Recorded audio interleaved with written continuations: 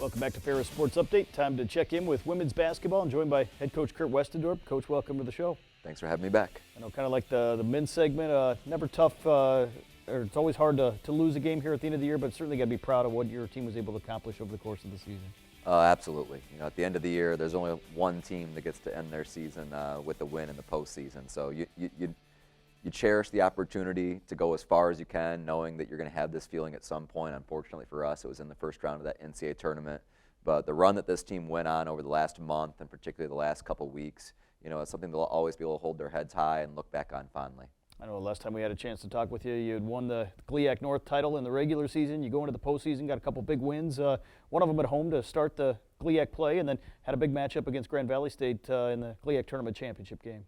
Yeah, it was great for us to kind of get off to such a good start playing Saginaw Valley. When we took the court for our, GLIAC quarterfinal game, I guess it is the quarterfinal level, that could have been our last game of the season.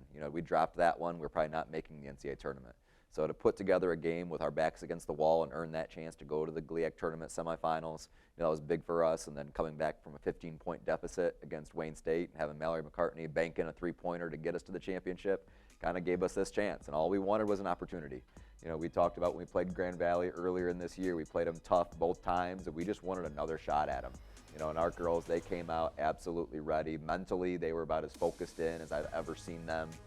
They really withstood a little bit of adversity throughout the game because things didn't come easy. This was a very low-scoring basketball game. Grand Valley's a great defensive team, and you have to work to get the shots that you see the shots going in right now. None of these are easy. That last one right there with Maya on a little rollback might have been one of the easiest ones we had. But we did a great job on the defensive end of the court, really establishing ourselves early and taking control over the flow of this game in the first quarter. Obviously, this is one of those games that was back and forth, as you would expect, between two rivals, with a lot riding on the line here in the GLIAC tournament championship game. Yeah, they didn't go away. We got off to that great start, and they had a surge to come back. 21-20, that's really what you expect after a first quarter, not a halftime score, but it's just a testament to kind of both teams' defenses and just the tenacity that both teams kind of played the game with. In the third quarter, we started to hit a rhythm a little bit more. Adrian was able to find her way into the paint. We ran our offense a little bit better throughout this quarter. We really put them in some ball screen situations where, they were a step slower than the first quarter or the first half when they did a nice job defending us. So Caden did a nice job being super aggressive, Adrian being super aggressive. We really were a team that we knew that they weren't going to give it to us. We had to go out there and earn it with our aggression.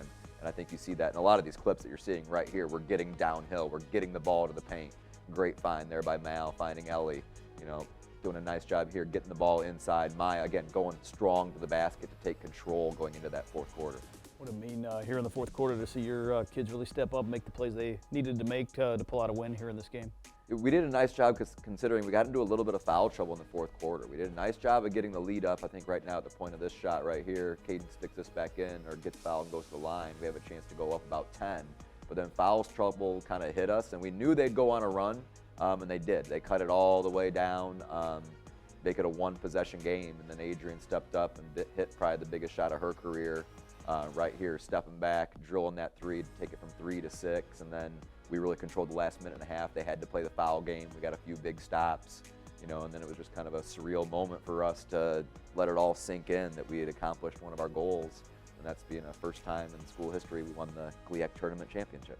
Obviously, with winning the GLIAC tournament championship, you also get the automatic bid into the NCAA tournament, and kind of took it out of the committee's hands by winning that conference tournament. Yeah, it was nice to watch the watch party for the selection show, knowing that we were in. Had we not won that game, I think we would have kind of been sitting there going, okay, it's 50-50 whether or not we made it in or not. The regional committee never really thought too highly of us in their regional rankings, so we knew it was kind of a 50-50 kind of proposition. So to get the AQ, is absolutely wonderful for our program. Getting that championship, something that's great for our program. We really did go in then to the NCAA tournament really feeling a lot of momentum, because Grand Valley is an excellent team. They only lost one game on the entire year, and we won on their home court. So when we saw the selection, we saw that we were have to go play at Ashland, who has an incredible home court advantage. We knew that we were capable of going into their gym and beating them just like we did Grand Valley. Obviously, Grand Valley #2, when you knocked them off, you took on the new #2 in Ashland University, one of the top programs, obviously, for the past decade in Division II basketball. Oh, absolutely. Winning multiple national championships. They rarely ever lose a home game. that we knew we were going to be in for a big-time challenge. They were our first couple games of the year last year when they were still in the GLIAC, and they took it to us pretty good. So we were really, chomping at the bit to get here, to get playing this game. I felt like we came out really strong, but then that second quarter, their defense did a nice job. They really clamped down on us, and we did a decent job defensively the entire game, but they're just so efficient. They do such a nice job scoring the ball. I think they shot 56%. We still had a chance to win the game because we just basically tried to outscore them there in the second half. So second half, offensively, we really spread the court really nicely. We got the ball in our playmakers' hands, got them some space. They did a nice job of getting to space, getting downhill, making it to where, we really felt like we had control of that game, up 2 with 10 seconds to go, and their, all-conference player who's a fifth-year senior hit one of the best shots I've ever seen anybody hit, step back 30-footer to kind of give them the lead, 1-point lead with 6 seconds to go. So our girls really played an incredible game. I don't think either team deserved to lose that game. Unfortunately, they made the biggest shot, and that's basketball. That's sometimes you have to live with it, but definitely proud, incredibly proud of our effort. Obviously, I know you've only had a few days to kind of think about it here, but you closed the year with a 22-10 record. I think 1 win shy of matching the school all-time record. Maybe just talk about the course of the season, what it meant to win that conference tournament championship, and obviously really make some progress here in terms of building a program.